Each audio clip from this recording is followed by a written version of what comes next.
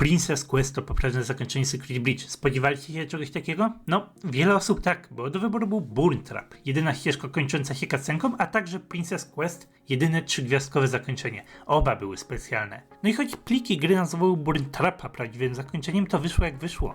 Widzimy wyraźne dowody na Princess Quest. Maszyny są zniszczone, Vani nie ma. Mamy dowody na to, że Grzesiek i Vanessa ze sobą współpracują, a bezgłowe ciało Glamrock Freddy'ego leży dokładnie tam, gdzie powinno. Nie ma co tutaj za dużo dyskutować, argumenty przeważają za Princess Quest.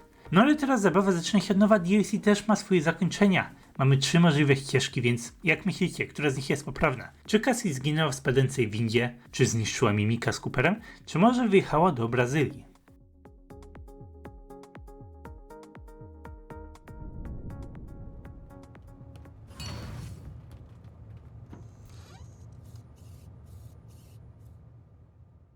W podstawowej części Security Breach zakończenia były bardzo różnorodne. Mieliśmy po prostu uciec z Pizzaplexa i mogliśmy to zrobić na wiele różnych sposobów. Dużo dobrych, dużo złych zakończeń.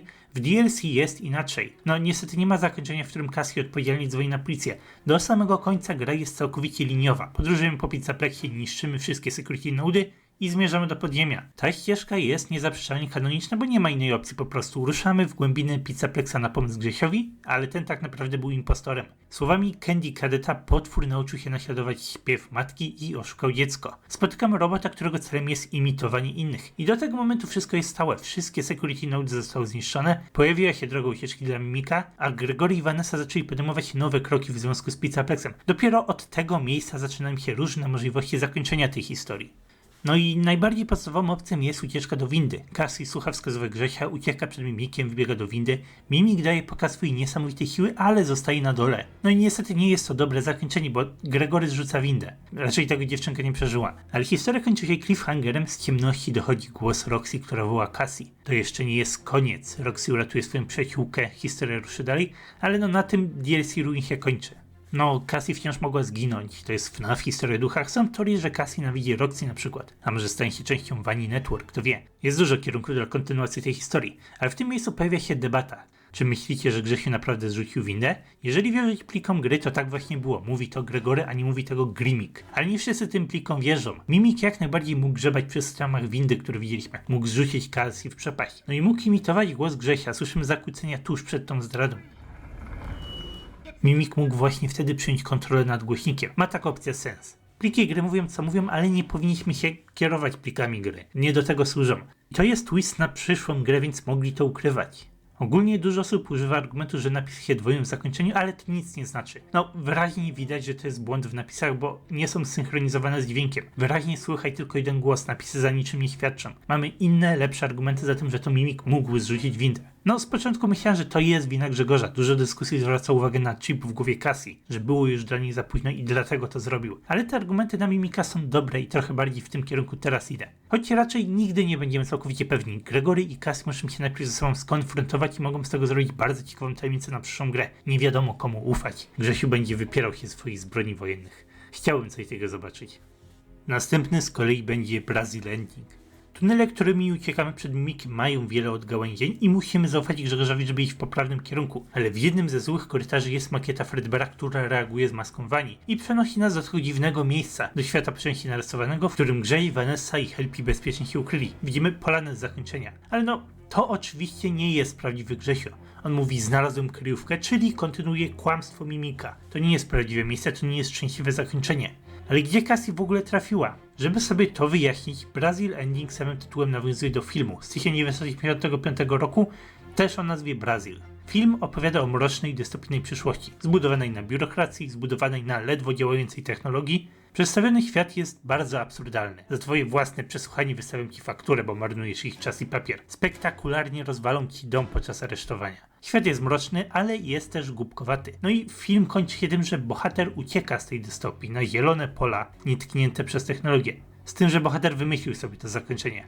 Oszalał, siedzi na krześle tortur w pustej sali, nikt nie ma już z nim kontaktu. Zanurzył się w swoich fantazjach. No i tak właśnie działa Brazil Ending. To nawiązanie sugeruje, że Cassie uciekła w fałszywy świat. Wydaje mi się, że chip w jej mózgu mógł stworzyć całe to miejsce ze stresu. Może nawet uciekła od Mimika, ale jest tutaj uwięziona. Załamała się psychicznie. Tak można to zakończenie zinterpretować. Co też oznacza, że nie ma za dużo znaczenia w historii. Może Steel chciało zrobić fajne nawiązanie, może ten film w ogóle był ich inspiracją. Jedyna istotna informacja to nawiązanie do Princess Quest. Widzimy Vanessę i Grzesia na wzgórzu zakończenia. Zamiast Freddy'ego jest Happy, ale nawiązanie jest jasne. Mimo to jest jedyna rzecz do wciągnięcia, tutaj tak wygląda Brazylia we FNAF-ie. No i na koniec zostaje nam Scooper Ending. Najdziwniejsze, wyjątkowe, ale też trochę niesatysfakcjonujące zakończenie. No bo taki wielki sekret powinien mieć za sobą coś dużego. Napracowaliśmy się nad znalezieniem tego miejsca. A Scooper Ending nic takiego nie daje. Jest chaotyczny, nagły, dziwny, bardzo znikąd. Ale po kolei. Scooper Ending jest wyjątkowy, bo już od samego początku Mimik pojawia się w stroju. Już nie jest gołym endoszkieletem jak zawsze był. I ten strój najpewniej reprezentuje Grzegorza. Niebieska koszulka, zegarek, podobne włosy. No, robot nikogo tym strojem nie oszuka, nie wygląda jak Gregory. Ale zrobił co mógł, wiele możliwości nie miał. No i sytuacja przebiega w identyczny sposób. Cassie mu nie wierzy, Roxy się pojawia, Gregory dzwoni, jest pościg, ale droga do windy jest tym razem zablokowana. Nie możemy zobaczyć Mimika w stroju koło windy. Mamy inną ścieżkę prowadzącą do nowego pokoju. Klikamy guzik, akcja się dzieje, Mimik pokonany. Koniec. Zakończenie nazywa się Scooper Ending, więc ta wielka łapa to Scooper. Trochę inne niż Sister Location, działa na tej samej zasadzie. Ale no, o co w tym pokoju chodzi? Jaki jest cel tego zakończenia? Ciężko stwierdzić, nie ma dużo sensu. Cassie wcisnęła guzik i pokonała Mimika. Wróci do windy, może tym razem nie zginie, a następna gra będzie potrzebowała nowego złoczyńcy. Dziwne to jest, no nie? Ważniejszy jest raczej sam pokój i jego znaczenie. Ktoś go zbudował i wydaje mi się, że to miejsce będzie ważne w przyszłości. Może już w Hellpointed 2, skoro mówimy o Scooperze. No i uważam, że ten pokój może być obecnie niemożliwy do rozwiązania. Może to funkcjonuje po prostu jako teaser następnej gry. A teorii jest sporo. To pokój w podziemnej części FPS-a, więc może stworzył go Henry, może chciał użyć ten sprzęt, może chciał zniszczyć ten sprzęt. Chodzi też pomysł, że Fazbear Entertainment próbowało odtworzyć technologię Williama, ale projekt został zapomniany. Ale mogłoby to też być dzieło Mimika, to on tutaj przez długi czas siedział. Tak samo jak Wani próbowało otworzyć rodzinne autonowe zestaw botów, tak też Mimik mógł chcieć zrozumieć jego wynalazki. Ale no, mamy parę możliwości, ale nie da się tego jakoś porządnie zweryfikować. Mamy jeszcze czas, żeby dowiedzieć się więcej. Sama lokacja do bólu przypomina Sister Location i niektórzy nawet teoretyzują, że to jest to samo miejsce, ale nie ma to za dużo sensu. No, podobieństwa są dosyć wyraźne, ale technologia jest zupełnie inna. Spójrzcie na windę, spójrzcie na Scooper. Wiemy, że Steelwood Studios ma bardzo dokładne modele Sister Location, ale ich tutaj nie używa. Podobieństwa to tylko podobieństwa. Pewnie są to umyślne podobieństwa, może to być jakiś symbolizm. Podziemna lokacja pod restauracją Williama jest podobna do podziemnej lokacji pod restauracją Henry'ego. Może to coś znaczyć, ale to jeszcze się rozwinie później.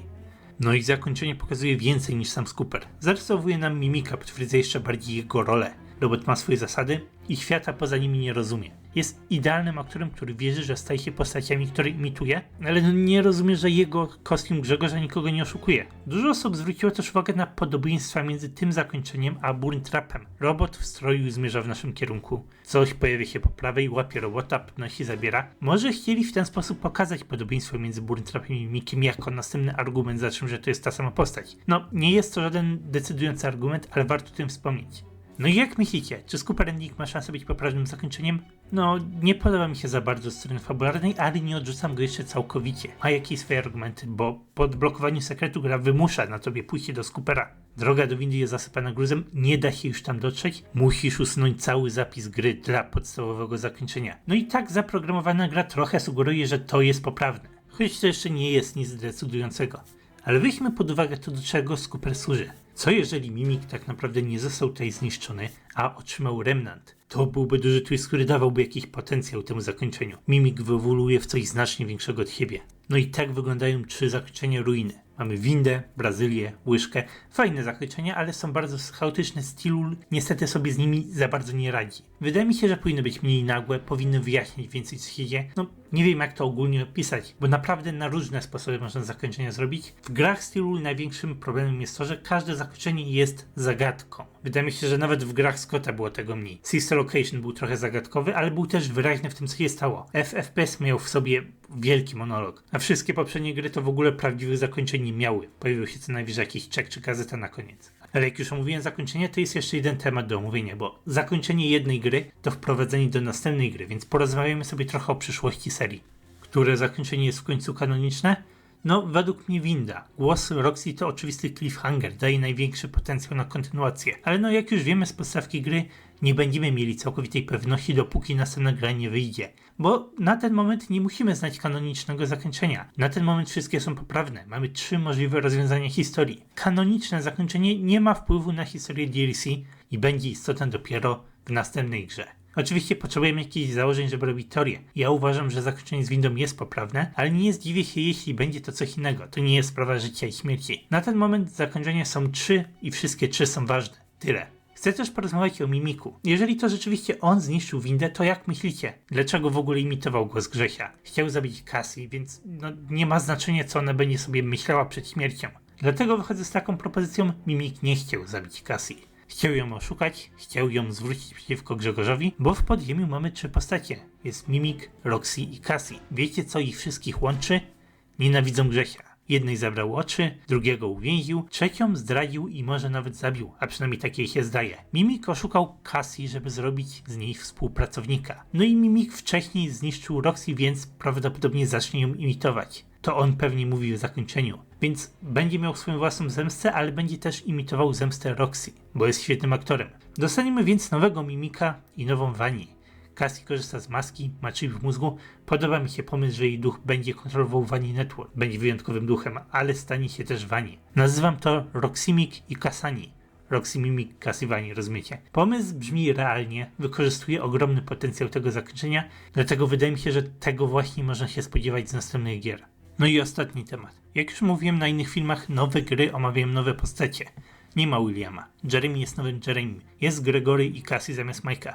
Dlatego też uważam, że Scooper nie jest dziełem Henry'ego. Nie uważam, że ma on nam coś powiedzieć o starych postaciach. Dlatego właśnie podoba mi się pomysł z Mimikiem. Ale jeszcze bardziej podoba mi się pomysł z Fazbear Entertainment. Wydaje mi się, że nowa fabuła skupia się właśnie na nich. I motyw historii jest taki.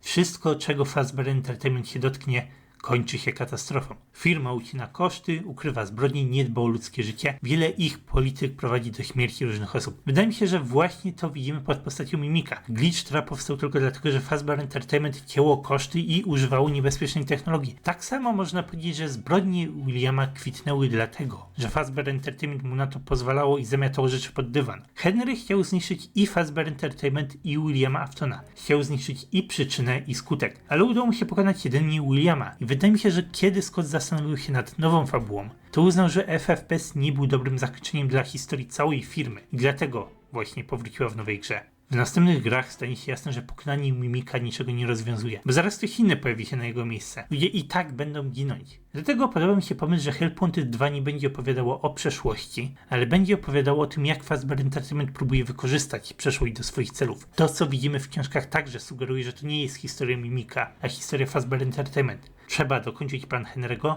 i zniszczyć tą firmę. Nie ma innego sposobu na zakończenie tej historii. Ale no, teoriami, za parę miesięcy będzie jasne, czy rozwiązałem fabułę, czy może się trochę odkleiłem. Na dzisiaj to były zakończenia DLC Ruin. Czy zapamiętaliście, o co w nich chodziło? Co by się nie działo, zniszczyliśmy security nody, uwolniliśmy Mimika. Dalej mamy 3 opcje. Mogliśmy uciec do windy i spaść z tą windą.